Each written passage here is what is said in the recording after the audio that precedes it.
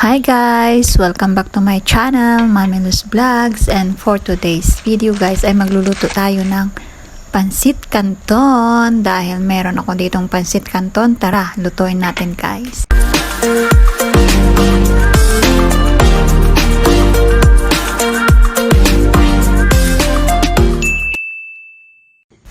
So ito na guys, malapit na maluto guys yung ating pansit canton.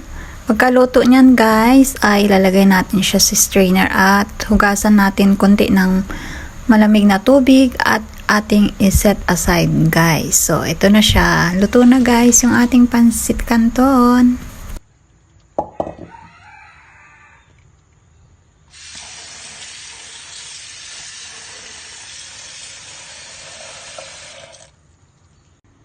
Meron ako ditong guys, yung oil from the fat ng pork at saka yung may pork na guys na tinanggalan ko na ng oil, bali crispy na siya guys.